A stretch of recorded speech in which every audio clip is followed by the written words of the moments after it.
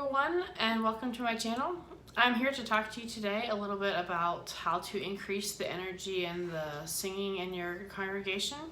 So if your congregation is a little bit timid and they're singing and you'd like to help ramp that up and make it a little bit more robust, I've got 5 simple tips for you. So they're going to spell out the word brave. Just 5 easy things that you can start incorporating into your church's music.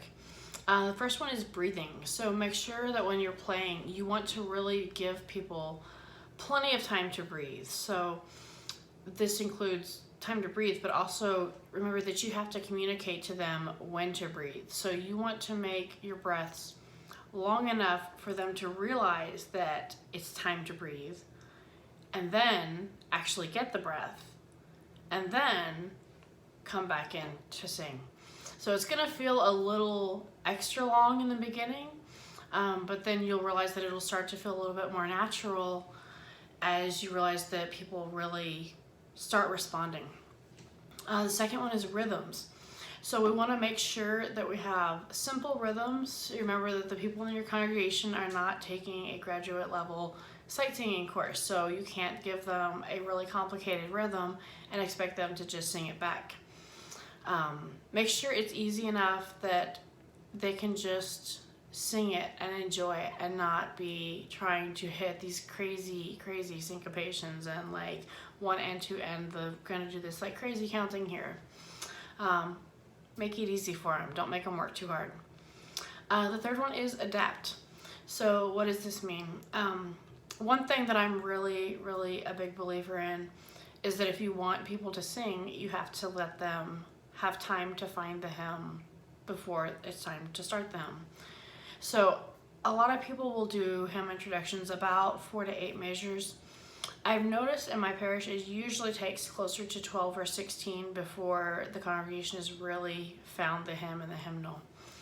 Because you remember, like, they'll wait for it to be announced and they'll pick up the hymnal. Sometimes a person or two will drop it. Sometimes they'll flip through, they'll flip past it one way, they'll start to flip pages back the other way. It can, they'll turn a couple pages. So it takes a little bit of time. So make sure you give them plenty of time to find the hymn, because if you start singing the hymn before they actually find it, then they have to find where you are before they can start singing, and then you're just gonna get them frustrated again.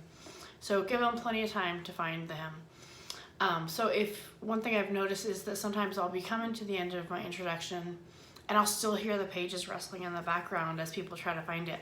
So if that happens, I just will extend my introduction a little bit longer to help them, let them find the hymn, then big dramatic pause to tell them it's time to breathe, and then let them breathe, and then we're off and we've got the whole parish together with us singing. The next one is vocal range. So one thing that's really important is we have to cater to the vocal range of the entire parish. It can't just be the few people who know how to sing in head voice. It can't be just the people who are like the super low voice. We've got to hit kind of a little bit middle of the road. Keep it easy. Keep it, very doable. If you keep it doable, people will sing. The last one is energy. So what do I mean by this? So first of all, I do not mean this has to be some rock song, pop music type thing, upbeat kind of thing. Energy just means like you're gonna give it new life. So this can be something as simple as like a fanfare type introduction on a hymn, such as like Holy, Holy, Holy, or Lift High the Cross. I'll usually do like a trumpet and just do like some kind of fancy fanfare. It just gets the energy and people get excited because they're like, oh, something really important is about to happen. And another way you can do that is add an interlude between verses, because as you get along, the energy will start to drop a little bit. So you throw in like a little interlude between verses. It just gives them something new. They kind of catch them up like, oh, something new's happening, it's exciting, something's changing. And when you come back in, they'll sing stronger. Another thing I like to do is like alternate harmonizations, or on the last verse, a lot of times I'll modulate up either a half step or a whole step.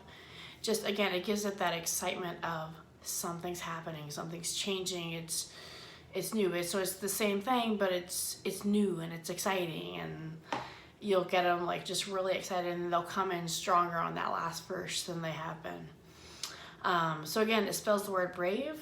So just breathing, rhythms, adapt, vocal range, and energy. And watch what it does to your congregational singing. So that's it for today. Take care, and until next time, keep on singing.